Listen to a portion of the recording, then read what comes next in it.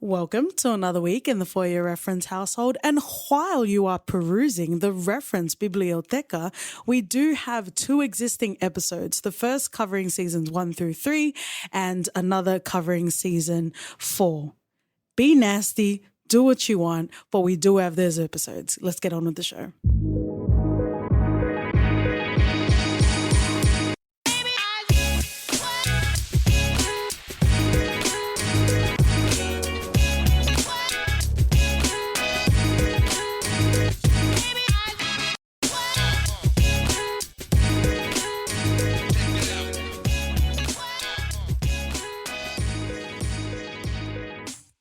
Hey friends and Remember Me Different lovers, welcome back to the For Your Reference podcast. It's your host Katie. And Oti. Circle the block one last time and awkwardly bump right into your on the couch cereal eating birthday forgetting ex. Join us in wholly realized character arcs and all the feels where we got y'all and I got mine. With the 5th and final season of HBO's Insecure, the ever-eternal Issa Rae this week. Wow, OT. Tell me about it. I will continue to tell you about it. We most recently had our Christmas episode, and as much as we have loved and nurtured and held to our bosoms the TV series Viking, you didn't feel like it was necessarily perfect, but I do dare say on behalf of both of us that season 5 of Insecure is perfect in every way. It is. I don't think I've ever felt that emotional watching a show end, and wow. You were proud thugging in the corner trying to pull those tears back up. I was. I really tried. Your tears were doing bench presses on your eyelids. I think for the most part in the finale you were okay, but it was the documentary that kind of... It's the one that opened the floodgates, and just seeing what Issa Rae has done for the community and what she, stands for as a person, as someone who appreciates all the opportunities afforded to her. Mm-hmm. It's just bloody marvelous to behold, and the love that the cast and crew feel for her. You can tell that there's something genuine in there, and Insecure meant a whole lot more than a show for a lot of people. Oh yeah, it definitely painted a more genuine portrayal as opposed to the fake veneer when players were talking about Michael Jordan. He was a cool guy. Yeah, he was the best. When he was punching me, it's cool. It's all right. He bullied us 30 years later. I'm still talking about it on an ESPN documentary, but I'm fine. Don't worry. I'm fine. Don't worry about it. Friends and lovers, like I mentioned in the cold open, you can be nasty. You can follow along. We do love a lot of you that continue to tune in because for some reason that we aren't qualified to understand, you choose to come week in, week out, even if you haven't watched what we're covering. And we are 5 seasons deep with this show. So feel free to stay, but we're definitely going to absolutely spoil this episode and this season and really nurture it with the love that Issa has continued to water. And I think that's something that I really enjoyed about the documentary as well, because they talked a lot about, it's not necessarily paying it forward, but it's understanding. And, Prentice talks about for decades, he was the only black writer in the room, right? And how so many of the writers have gone on to get their overall deals. Yeah. Natasha Rothwell, shout out. Not necessarily inside of Insecure, but Tracy Oliver was involved in creating Awkward Black Girl, which was before Insecure, and she's got Harlem. And I guess while we're here, we're shouting out Quinta Bronson because we fucking love her, and Abbott Elementary. But there is something beautiful and there's something natural about having people embedded within structures that traditionally didn't really open for diversity aside from a white person that's brunette, because that's what tall, dark, and handsome means, right?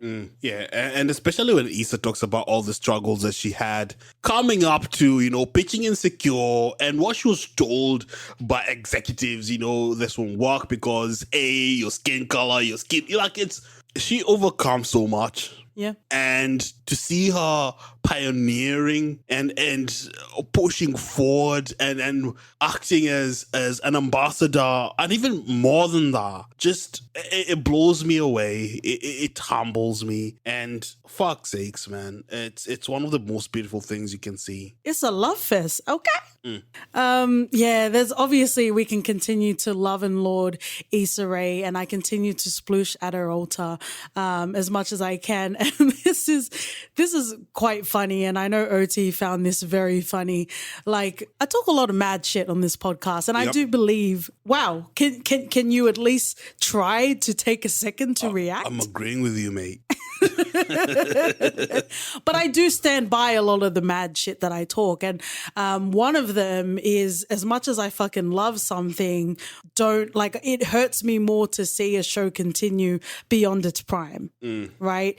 And again, if we're going to love and laud and accolade Issa Rae, to be able to create a show with her vision of having 5 seasons and ending it on her terms on a network like HBO, that is unheard of. It is unprecedented. But like Melina Metsukas was saying, hopefully it's not the last we see of this amount of control to be able to have over your own IP, right? And we learned from Don Cheadle's algae rhythm in Space Jam, IP. IP can kind of mean whoever has the biggest wallet. Yeah. Swinging in the room. So I was preparing myself when season 5, the announcement for season 5 came out, and it was being announced as the last season. And because we follow Issa outside within socially acceptable bounds, but because we follow Issa outside of Insecure, we knew we were going to continue to see her. And by the way, no one gave Lovebirds enough attention. That's a fucking great film. And before Kamal Nanjiani became the Pakistani Denzel, he was really great in that film with Issa Rae. Yeah. Right? So I knew that I was going to continue to see her, maybe not as the lead in another TV series, but she is loving and lauding and helming a lot of Black talent. Yeah. Right? And also Black Lady Sketch Show. So I knew I was going to see her outside of the show, so I was fine until we got to the last couple of episodes, till I knew that we had definitive amount of morsels that I could indulge in, because unless it's going to be OT's Friends reunion, and we need to have like a living single reunion. How fucking great would that be? That'll be amazing. Right. But unless we're going to have a completely, even if they were all casted the same, it's not the same story. It's not the same feel. We're never going to have this beautiful moment in history again. And that really started to hit me. And we never doubted, the penmanship in this show and the intention in this show. A lot of the time, whether it's in the 80s or even like in the 2020s, when we're watching a film, you can tell the difference between writing characters that look like you or just characters that you care about, and then writing characters that you want to shock your audience with, right? And, love and accolade and shout outs to Mindy Kaling for Sex Lives of College Girls. There were so many moments where we felt like they were going to be really brutal with the female characters, but because there was a lot of love centered around it, it was fine. Yeah. We didn't have the trauma of being a woman. And we also didn't have a lot of Black trauma in Insecure as well. Who would have thought? Like, they went through shit, but a lot of it was self-inflicted. Yep. Especially with Molly. Yeah. But there we are, friends and lovers. We are in the 5th and final season of Insecure. If you have recently, or when it first came out, listened to our first Insecure episode, it really was our first accidental attempt at a relationship podcast. And you'll be pleased to know, friends and lovers, that unfortunately, it's not political, but unfortunately, we do sit in separate camps. I will forever love Issa, and I think that I definitely know that extends to Issa's character in Insecure. But I do believe I am fair, so I am a bit deluded, I guess, in that instance. But speaking of a shared delusion, a separate one, but a shared one, OT is still very firmly Lawrence Hive. Yeah. And I just want to dispel the negativity. Wow. Okay. I want to dispel the negativity that surrounds the Lawrence Hive. You know, we've had plenty of YouTubers come down on the Hive saying that just because he fucked two ladies and that's why people are for it. You know, because people see Lawrence in themselves, whatever bloody reason it is that you connect with Lawrence, it does not bloody matter. It's been ages since we saw a black character, a black male who succeeds by his own bloody bootstraps without having to feel that he's lesser, that he has to succumb to some sort of, you know, to the power that be, to be himself. Lawrence takes us on a fucking journey, and whatever point it is that you connect and resonate with that character, for you to be labeled as a Hive, be it rightly or wrongly, it does not bloody matter one iota. You know, he is a character that is flawed, like many are. Issa D is bloody flawed. But that's part of being bloody human. And the importance of Lawrence, I think Lawrence is the modern day, more relatable Carl Barker. And, okay. and you know, it's been ages since we saw a character like him portrayed on TV. And I connect with him so much. And it's just one of those things that I cannot, in myself, criticize or find fault. I can see the fault, but I don't blame, because at the end of the day, we bloody learn. And that's what humans do. We make mistakes, we stumble, we learn, we improve, we grow, we become better people, we become more responsible. There are aspects in this season where I was cringing. I was holding my head and I'm like, Lawrence, what the bloody hell are you doing? What are you saying to Condola?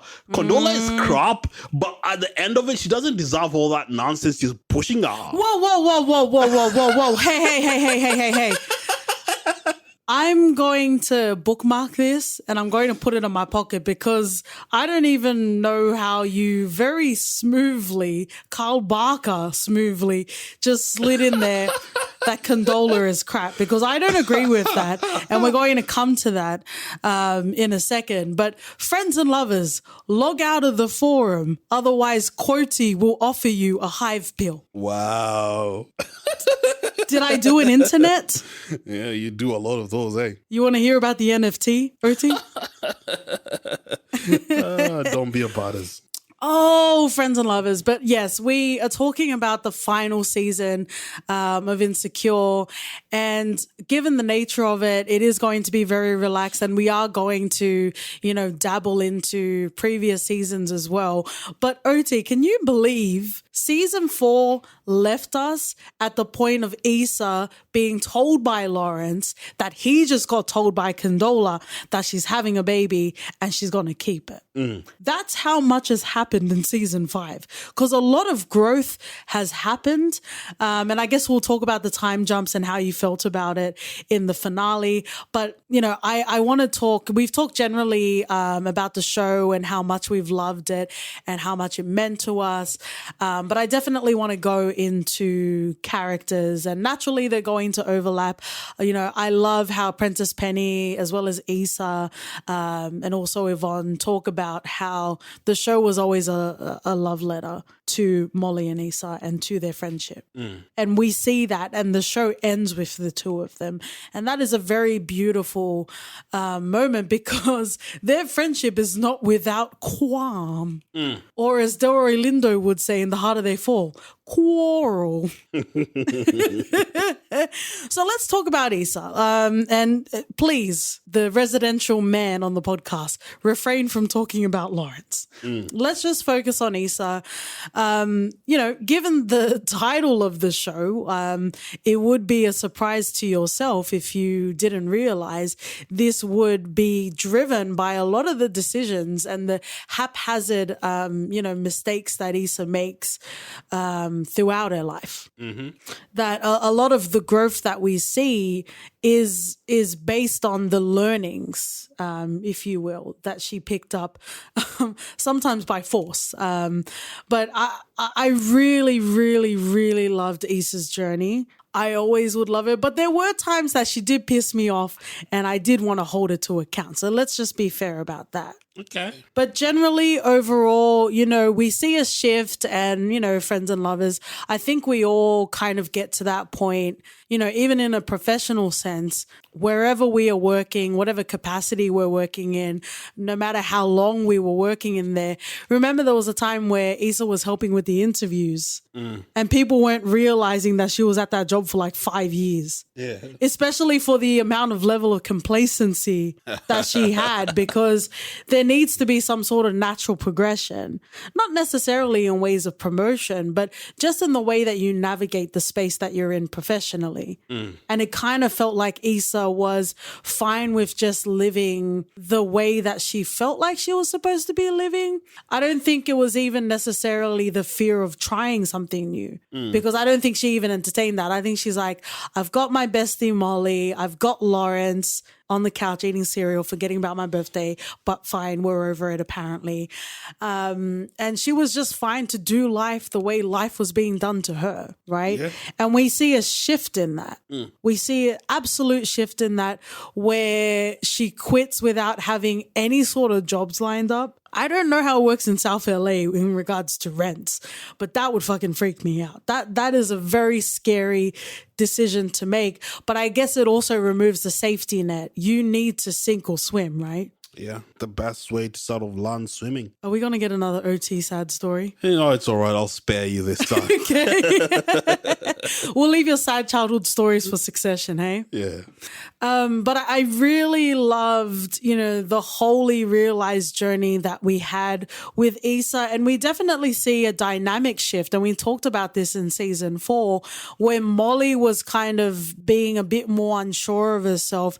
And Issa was kind of, being more comfortable in her own skin and her abilities and what she brought to the table. Yeah, because we start to see this rift happen in season 4, where Issa is spending more time with Gondola and Molly feels sort of left out. Yep. And this causes a turbulence in the relationship where they're uncertain where they stand with each other. Yep. And certain things get said harshly, but I think they needed to be said. Yeah. Otherwise, that friendship would never have grown to fruition as the way it did at the final season. Because we get to see them appreciate, yes, you said this in anger, but I've received it. Molly says in season 5, in as much as I was a wreck with boyfriends, that's something she would never even have identified or even self-reflect to a point where she was enabled to bloody see a relationship with Torian. Well, that's exactly it. And then I'm pretty sure it was in season 1 when Molly was completely laughing it off and she was having a little giggle gaggle tee-hee about therapy in general. And she was very dubious to it, right? And we definitely see that growth. And, I share this sentiment a lot on the podcast. I think most recently, even though it is familial, most recently I shared it on Riders of Justice, where we have Mads Mikkelsen's character as a father. He loved his daughter so much, but he could only really love within the capacity that he can love himself. And I think that's what we were experiencing with Molly. She didn't want to not root for Issa. She didn't want to feel jealous to the point that she couldn't support Issa, but she was going for her own thanks. Yeah. There was nothing wrong with Asian Bay, right? We talked about this in Single All the Way most recently. Like, there was nothing wrong with Asian Bay, but he, people say right place, wrong time, wrong place, wrong person, all that sort of thing. It wasn't the time for Molly to have, the tilling of the soil and the nurturing, and for her to go on her journey. She was always capable of it, I suppose, because, she was well off, she dressed well from all, points and surfaces. She had everything going on for herself. Yeah. But she wasn't ready to receive whatever lesson she was supposed to learn. Yeah. And that definitely interfered with her friendship with Issa. And I think the same could also be applied to Issa, because Issa is less than perfect. She's made mistakes along the way. She's flaky as, she doesn't make a decision and she can't stick with it, and she backflips a lot. Yep. But Molly calls that out. And I think when it came to a decision where, fast forward in season 5, and Molly's like, what do you think about Lawrence? What would you have said to Lawrence? And Issa's like, nah, you said that I completely go back on stuff and I don't have a backbone or whatnot. And Wally's like, sometimes you just overthink. Just go with whatever you feel. Yeah. And sometimes it's as easy as that. Mm-hmm. But wow. While we're talking about Issa, I don't know how much more we're going to say about Nathan in isolation of Issa, so we might as well address Nathan now. We've given this show accolades, and I'll continue to give this show accolades for the way that they portrayed, someone having bipolar. Right? It's frustrating to see Nathan navigate the way that he navigates, but it also brings like a human sort of element. He's not just being shitty. Yeah. But also at the same time, there were moments where you could see that he wasn't actively trying to work on it either. And I think it's hard to delineate the two, but it wasn't fair for Issa to experience at the drop of a coin him saying, this doesn't feel like home, I'm going to fuck off again. Yeah, without any regard to Issa or the relationship they're in. Yeah, and it's like, okay, because then what does that mean? Every time you have a shit day, you're going to threaten to up and leave and never come back? Yeah, that was weird, and you could tell that it affected Issa. Even if he came back and said that he loved her, I think at the back of Issa's mind, it's still there. Yeah, well, what I will say is, relationships aren't fucking easy, right? And even if it's the same relationship, you can go through many phases and many instances of that one relationship. So it is one relationship, but you go through some fucking things, right? So what I will say on this, it's not necessarily a bad thing. However, it was made very clear that Issa and Lawrence were going to end up together. So unfucking fortunately, they had to write Nathan out of this love triangle because they could have made it work. They definitely could have made it work. Let's also bring back the fact that, she was with Nathan at the time that she felt motivated when she was trying to gather all the forms to go and get all of the permits that she needed, which, by the way, stupid Crenshaw, I don't know how much we're going to talk about Crenshaw specifically, but, even when he tries to, do this fuckboy apology or whatever the fuck he was doing, and he's like, oh, who knew there were so many permits? It's like, yeah, you didn't appreciate Issa's value, but we'll come to that. I didn't care for it.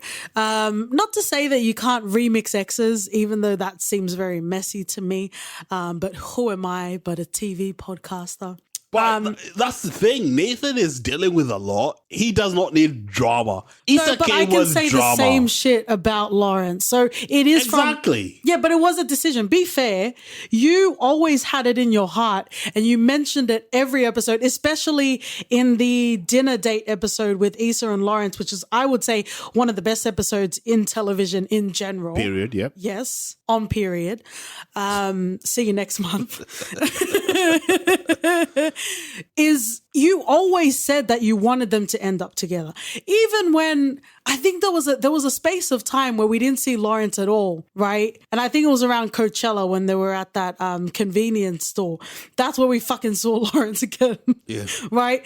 But even when he wasn't on the screen and he wasn't physically in Insecure, you always were rooting for Issa and Lawrence to get back together. True or not? True, because sometimes you need to be apart to grow closer together. And I think this is a perfect example. Issa and Lawrence at the start of this weren't perfect. Lawrence certainly wasn't perfect. And we cannot sort of have excuses or whatever for him. Fine. But you could tell the chemistry was there. It was so great. And the fact that Lawrence wasn't even meant to be a regular. Yeah, interesting, right? And he sort of became so pivotal in the whole show. Well, I'm sure Jay Ellis is a very charismatic man, but I will never know that because I always see him as Lawrence. Oh dear. I think at the back of my mind, I always just saw it was always meant to be Lawrence and Issa. And to even chip in it was more like Ross and Rachel. They could have multiple partners wherever the world they're in. But at the end of the day, when the chips are down, it will always come back together. I'm disappointed you didn't mention Maxine and Carl. Nah, they fucked up with that relationship too much for me to even reference them.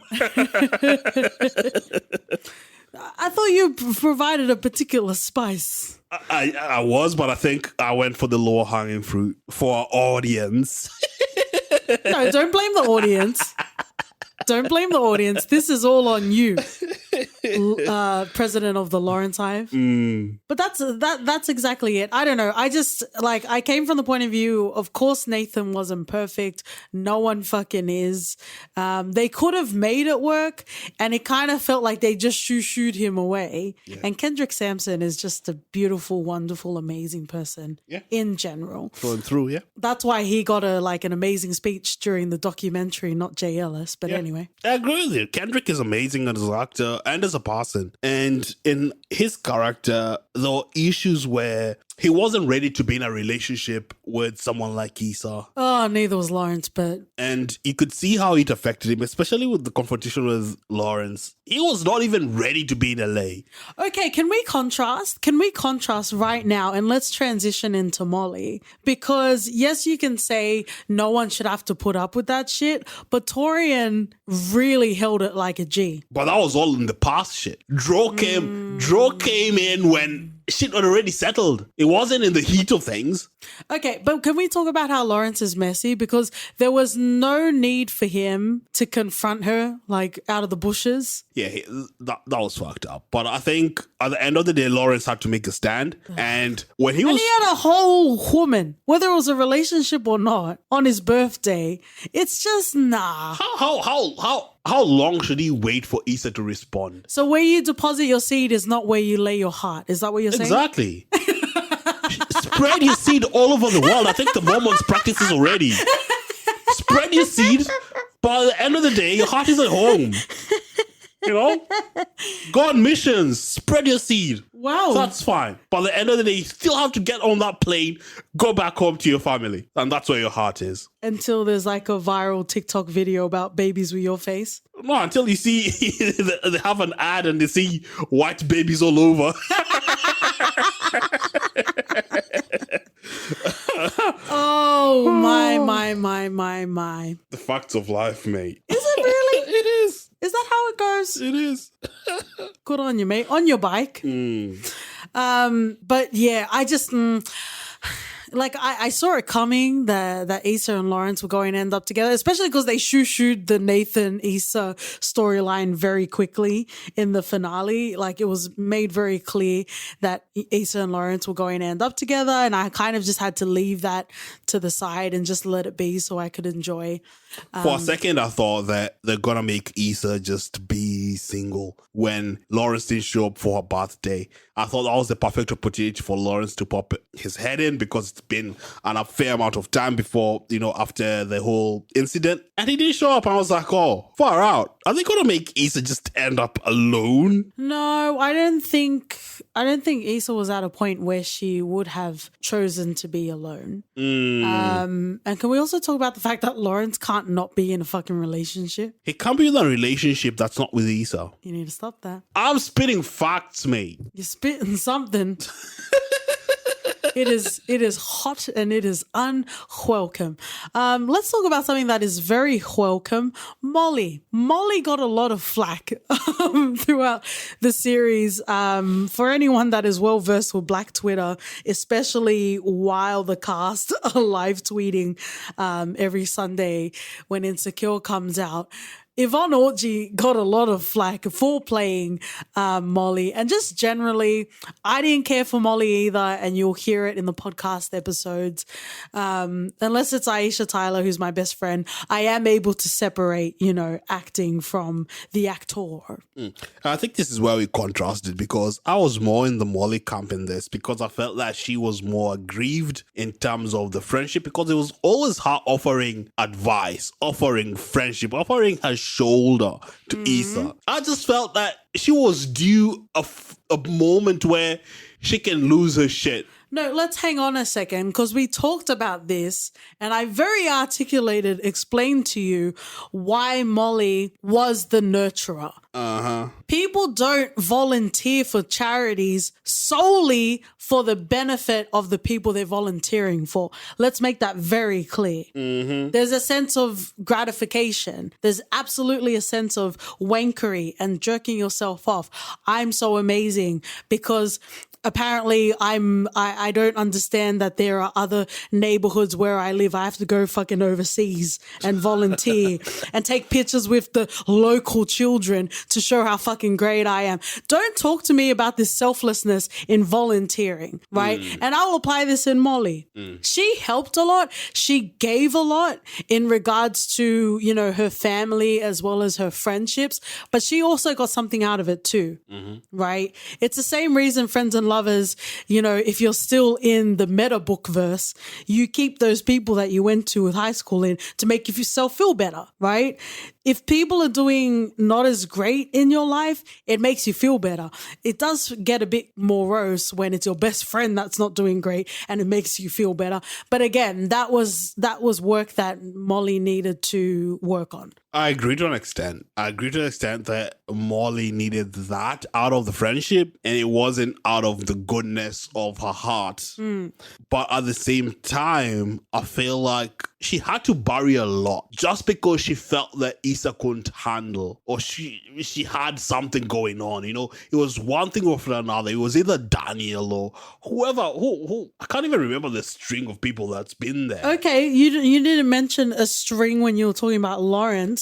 It's not even about that. It's more, she just felt like she had this role in the friendship, and maybe both parties needed to fucking reconcile on that. And I think it only had to come out in one way, and that was through the argument at the block party. Yeah, no, that again, what is up with people in Issa's proximity that feel the need to be so fucking messy very publicly at the wrong fucking time? Issa's energy, man. You better stop it. Those tears were saying something different during the documentary. But like, yeah, cool. But then she was also being really weird because she didn't want, you know, Issa to contact her man. I don't necessarily agree with that, especially because Issa knew him before they were even a couple. Like, that was a whole kettle of mess. But anyway, again, Molly wasn't ready to do the work on herself, even though, unlike other people, she had the resources to be able to do the work. You know, mentally, emotionally, inside, she wasn't ready to do that fucking work. Right? So that kind of permeated in the sense that she blew up in a very public way, which probably definitely wasn't the best to do because you're making it all about you. You didn't help with the block party. But anyway, we're happy for Molly and her love and success. So we're going to stay there, OT. How did you feel about, well, I didn't even realize we were going to have Molly ending up with someone at the end of this show. It would have been really cruel if she didn't. Cruel because she's gone through a lot and it's the end of the show, so I agree. But also, life is a lifelong journey. So in real life, like, it's fine if you are single. She was always insecure about that. She never really felt that she was good enough to have that sort of stable relationship. Yeah. And she had to reconcile that. But I think letting her not end up with someone would have just been a kick in the balls. Yeah. Yeah. And love and splooshes to Natasha Rothwell, who, as you all know, plays Kelly. When they were doing the live tweeting of the finale, she was just saying that, you know, Molly is literally the campaign ad for therapy and how it works. Yes. Because it's like, it's literally one step from where you are, but if you're not ready and you don't do the work, you're always going to go in circles, right? Unfortunately, those circles involve Dro. And why I was not expecting Dro to show up. He was busy in games people play. Yeah. Saronis Jackson. Don't worry about me, friends and lovers. Don't pop quiz me, but I do quite well in our spheres.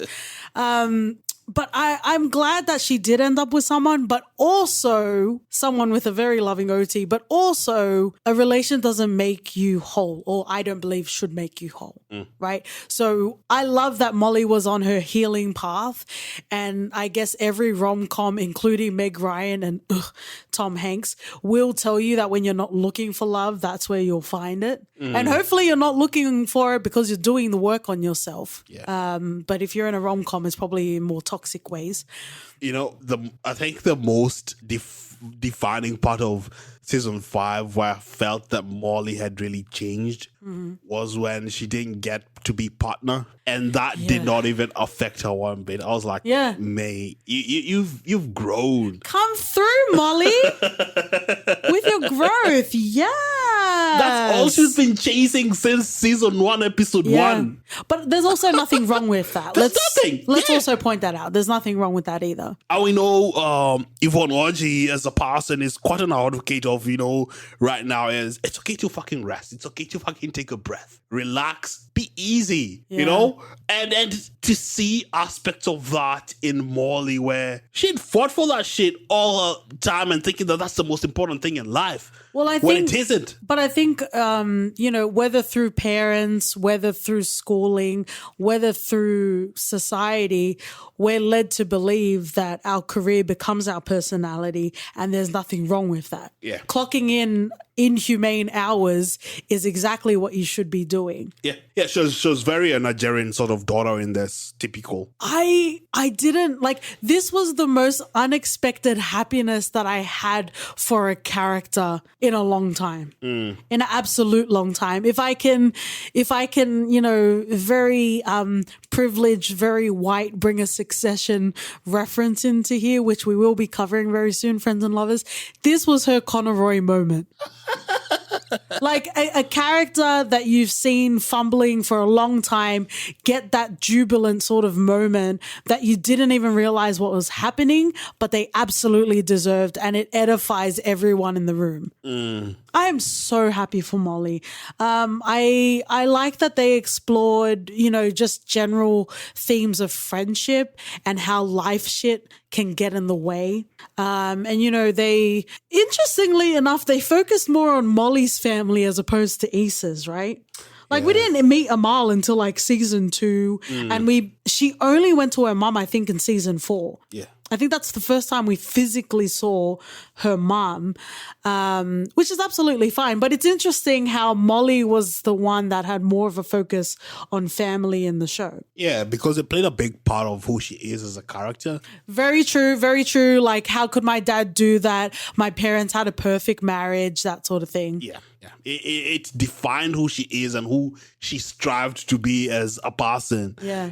However flawed she thought, my perfect family, my perfect dad and mom was never really that. And you could get to see that her parents were flawed just because they're fucking human. And no one is perfect. She also knocked down Sterling K. Brown. It was really all Molly's fault.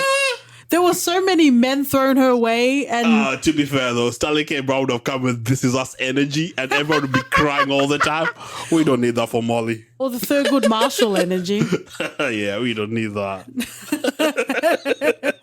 Man, that guy needs to play some good characters, some happy characters. He does. He definitely does. But yeah, Molly became the shining beacon of this series, and I love it. I love it, love it, love it so much. Did you see her? Okay, so we talked about the fact that we didn't realize that she would end up with someone. Do you think it was a bit cheap that she ended up with Torian because they never had chemistry? Or do you think they did well to stitch together the fact that they were never on any sort of personal terms to getting really intimate with their family, with Torian's brother and then with her mother? Do you think it was done in a way that felt natural, even though it happened quite suddenly? Or do you think it was a cop-out? She needs someone.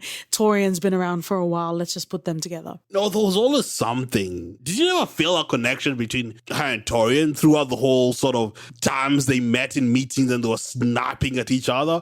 I always felt like, mate, what is this? Really? It's one thing being competitors in the office. That shit just came out salacious and shit. I don't know. Friends and lovers, let us find out. OT has a Mr. and Mrs. Smith fan fiction about Molly and Tori. That shit will sell. No, I liked it. I liked the fact that it was Torian. I think there was no one else that would be perfect for Molly. And when she said she didn't really feel like coming out and he sent her wine and wings, yes, please. Send some more, thank you. Yeah, for sure. But that's some grown person shit. I'm not for toxic masculinity, so I'm not going to say grown man shit. But, you know, when someone is comfortable in and of themselves and they are ready to move into that next phase, nothing really fucking matters, man. Yeah. In regards to your past, like, unless it's going to like you said with Lawrence, re-emerging whenever Nathan's around. Talking about barbecue of all things. But anyway, nothing can really sever that. And I guess Torian was probably the most secure person in this show. Yeah, he knew who he was. He was like the secure character of seasons past. Yeah, he did have a bit of Jidena vibes though, didn't he? You think so? Yeah, because I think Jidena's character was quite like that. He was so assured of himself. He knew what he wanted and it scared Molly. Okay, no, I see that. I see that. Mm-hmm. You tend to remember all the men of the women characters, but not all the women of the men characters. The mind wanders, Hoti. Wonders not simply. Oh, but I love Torian. And when they were eating the edibles and then they like found where all the hors d'oeuvres were, was a very cute, very beautiful moment. And then obviously Molly being so inebriated was just talking about how she used to fuck around with Joe, but it's okay because we grew up together.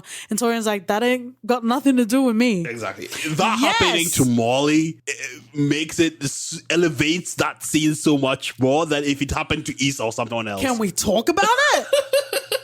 Oh, Molly and it was done in a way that was so considered, with so much care and so much love for this show, and especially for Molly's character. I am edified in the love and the fixed pussy of Molly.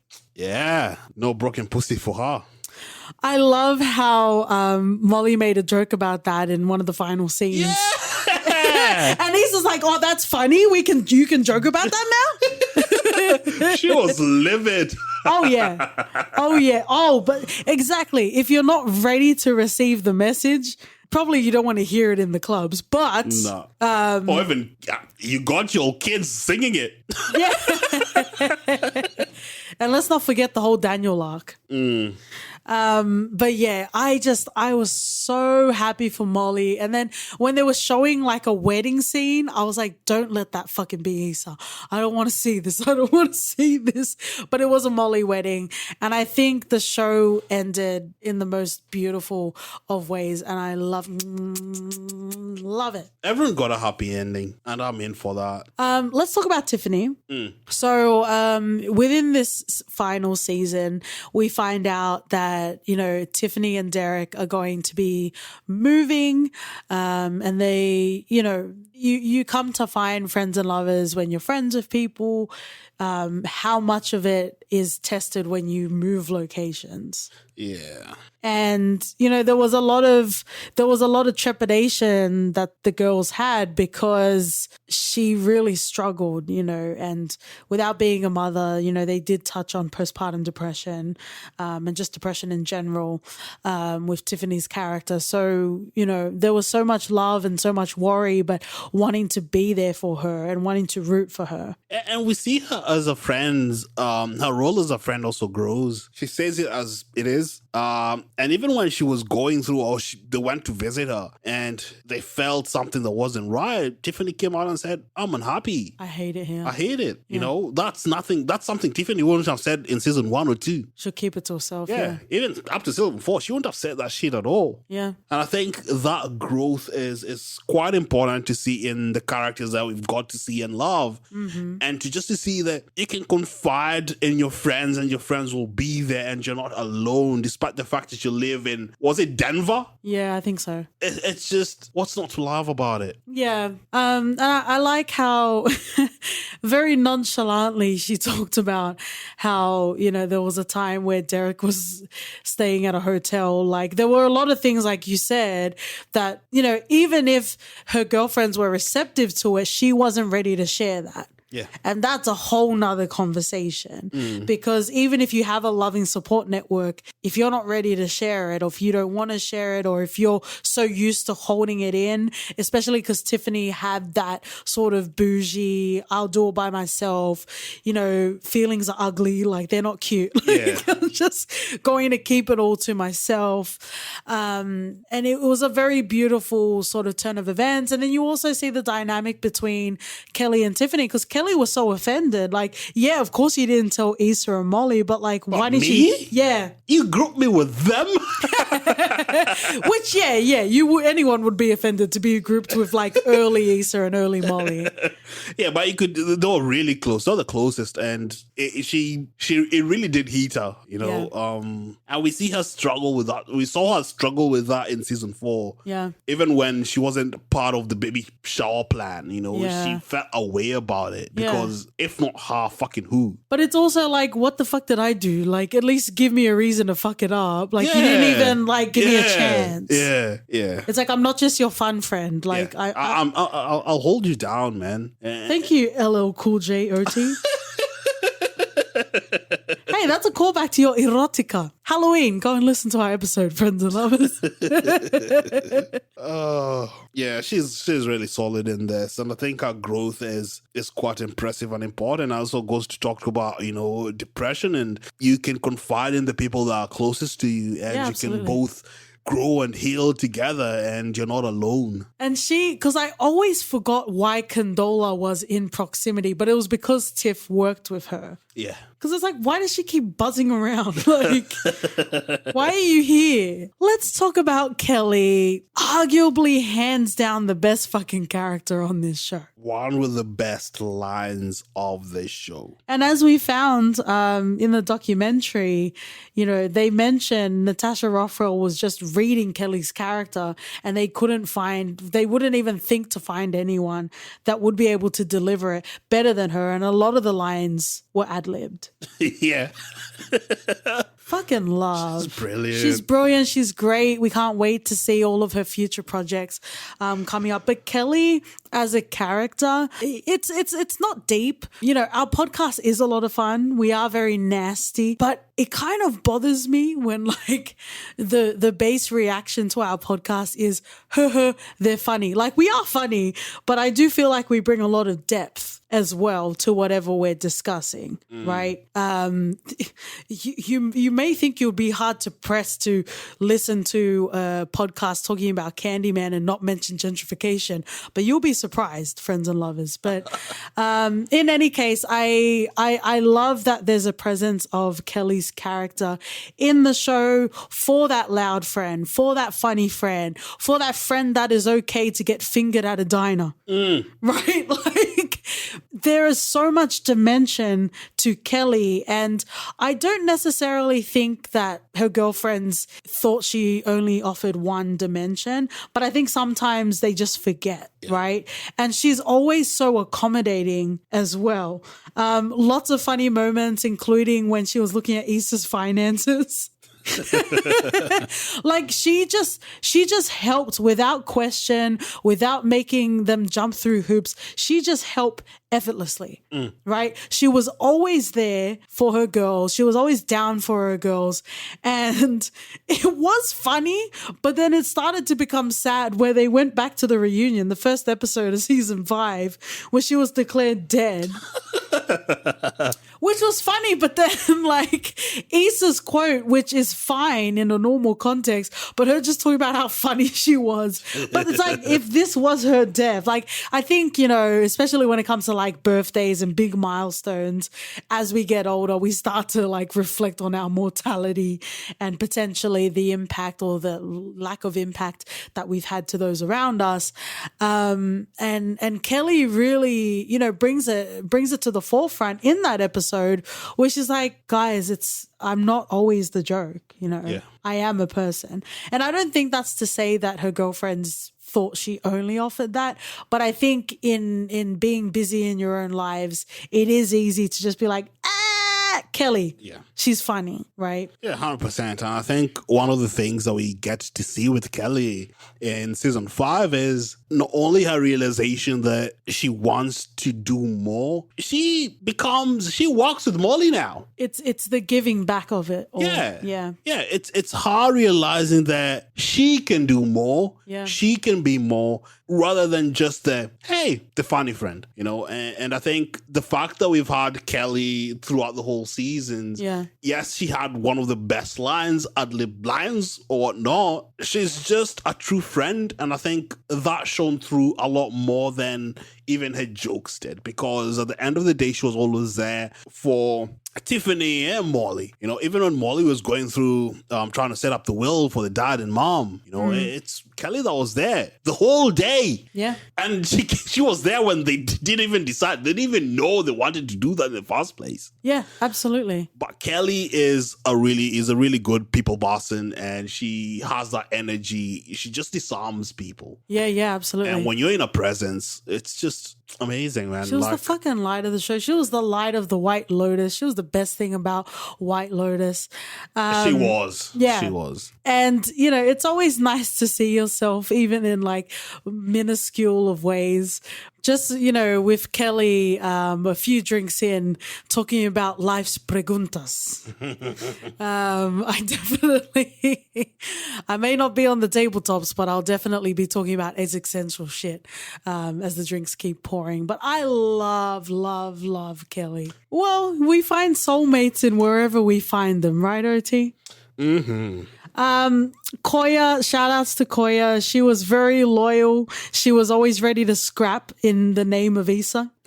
And I think a lot of us can relate to that coming to the close of Insecure. Shout outs to Sajada, who plays a minorish role in Insecure, but she was very prominent in Awkward Black Girl. Also, shout outs to the ever eternal Thug Yoda. We also shouted out Sir Honest Jackson. I don't even know why I mentioned him again, but I guess that's the power that he holds. There's two characters I want to talk about before we finish off OT. I want to talk about Condola and I want to talk about Crenshaw. Who do you want to talk about first? Let's start with canola oil. Condoleezza oil? Okay. Condola. I think it was very cute the way she was introduced into the show. It felt a bit more menacing the way that she was twisted into the show. But it was done in a way that works. We whenever it's relevant, we talk about our reproductive rights, and if Condola chose to keep the kid. I do like the way she outlaid that, yes, this is your kin, but you can be as involved as you want to. But once you're in, you're in. And I really loved that strength in Condola. She's like, I'm going to do it without you. If you want to be in it, you got to be about it, right? Yeah, agree. I think also us getting to see Kiki Palmer as a sister. Yes! Who hates Lawrence, even though in real life we know she is part of the Lawrence hive. Yeah. But wow, I think Condola in this, we get to see her grow as well, and sort of accept that, this is what I want to do with my life. Yep. And even the interactions with Lawrence are a bit different. It's more when Lawrence was being a dick. Yeah. She would have easily just thrown out the prom, but at the end of the day, that doesn't benefit anyone. But she handled that quite well. I thought, wow, look at me giving props to Canola. Yeah, if you can say her name right. Then we'll mark it your maturity badge, OT. Yeah. But yeah, Condola definitely provided texture in this show. There was definitely a sense of like messiness, but I also liked the maturity that, because we did get to a point where Issa was a bit more, understanding.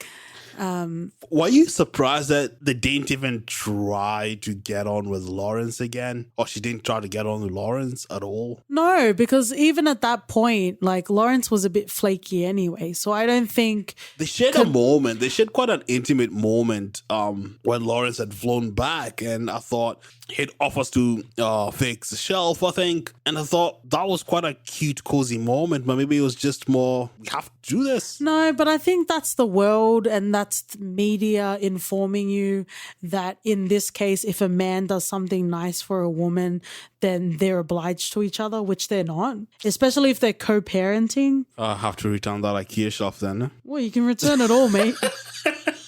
I don't know why you keep hanging around here. I'm not putting that up if I ain't getting anything, mate. How many more years are you going to stay comfortable on that couch?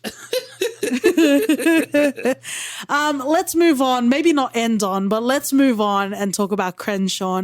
I more particularly want to talk about the way that he interacted with Issa. And I feel like it's more of a discussion point as opposed to the actual character.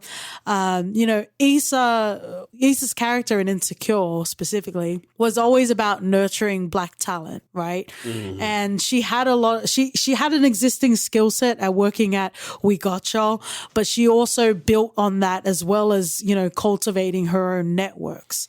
It wasn't easy, but she also recognized the value that artists brought as well, right? It wasn't, aside from rapping in the mirror, it wasn't a skill set that she brought, but she understood the value of it. And she understood that she was the conduit between, Black excellence in artistry and the corporate, very white sort of funding world. Yeah, and I think one of the things that even up until the end, I know they've already settled the doubt with Crenshaw, I just didn't take to him at all. Yeah. His whole vibe, his whole thing about looking down on Issa and even spreading fucking rumors about how she's hard and she's not for the people. It was fucking ridiculous. I hated that.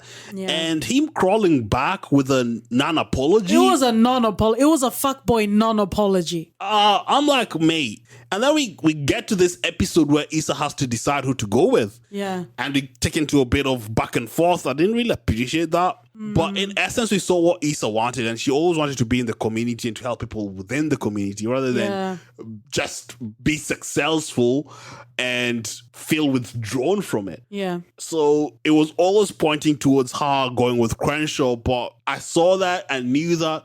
I just felt he didn't fucking deserve Issa. But I guess unfucking fortunately, with those sorts of industries, you can't burn bridges, right? Then again, I'm just petty as fuck. I'd be like, piss off. Go fill up your papers yourself. I don't know. No, I agree with you, but I think I appreciated the introduction of Crenshaw because at least for anyone that was frustrated with Issa, there were definitely absolutely moments and, especially with Lawrence and Molly confronting her in very public ways. We see this with Crenshaw as well. And maybe there was some sort of sense of catharsis because in the years that, Issa Rae has, cultivated and worked in and even breaking into like the music industry, and rap shit is coming up soon. She also has a music label as well. And she talks about how she can't even begin to imagine how musicians try to navigate. Like she thought Hollywood was bad, but like the music industry is a whole nother kettle of fish, right? So maybe there was some sense of catharsis. And also, like even in The Harder They Fall, like I loved seeing, yes, we're loving and praising Black people, but there's different types and people are out for their own gain. And sometimes they think their shit don't stink, just like Crenshaw, right? And even though he did have the talent, that doesn't warrant you being a dickhead and unfortunately burning a bridge, but then Issa had to repair it, for the betterment of the community. Yeah, I think that's one of the things that I'll just keep it under my rug. I didn't really appreciate it. He could have fucked off just because I'm petty. What else have you got under your rug, sir? A lot. I think a lot of Halloween memorabilia under there. All of the panties I've been trying to send to Mads Mikkelsen? Yeah. Well, I would love to end on my used or unused unmentionables, but perhaps we can end on something else, OT. Is there anything else you would like to say in regards to the fifth and final and just Insecure in general? Because we're definitely going to keep the Issa love train going. It's definitely one of the best shows to date. What? It's in my top 5 shows of all time. Okay. Yeah. And there's no tax there at all. I just love it. I think it'll be a staple. It'll be a classic. It is a classic, and I can't wait for Black young kids to watch this and to see different sort of people portrayed on the screen that's not tied to stupidity, stereotypical nonsense. And I'm all for that. I love it. I really do. It's just too good not to recommend over and over. To anyone that sees me in future, I'll be talking about Insecure in our conversation. I'll be dropping it in just because. Nice. I love that. I also love that, we see a different portrayal of the LA that we've previously seen in media, TV, as well as films. I love what this show was. I also loved, and you could always count on Issa just making things awkward as fuck. Like, you think after 5 seasons, she's a fully evolved final form being, but she'll always find a way to make things really awkward. Friends and lovers, we've done 3 episodes now of Insecure, and wherever I can, I mention how much I love Issa Rae, how much it meant to me at the time that I discovered, Awkward Black Girl. Like, it's more than what words could ever explain. Perhaps to someone more articulate, but at least for me now, in this moment, I love it. I will eventually be at peace, but I am still mourning the loss of a show that meant so much to me and characters that I have, for the most part, held to my bosom. And yeah, I absolutely loved it. Oh, Monday nights will never be the same again. Yeah, because we live in the future. Otherwise, it would be a Sunday evening. Ooh. Thank you, friends and lovers, for joining us. We're going to finish off in a segment we call For Your Reference. OT. It'll be a callback. Living Single. I think it's just one of the things that I can draw parallels to in terms of the characters. It's really good. You should watch it as a staple and then rewatch Insecure again. Nice. Carrying on the theme of having Black women in front of and behind the screens, and also writing shows of quality, humanizing the Black woman experience in ways that we have never experienced before. P-Valley. Pussy Valley. If you would like to find what else OT has kept in my rug of Pussy Valley, on Twitter and Instagram, we're at ForYourFPod. Write us an email at hello@podcast.com. We're also on Quotey offering you the Hive Peel podcast if you'd like to leave a rating and review. And we'll see you guys in the next episode. See ya. Bye.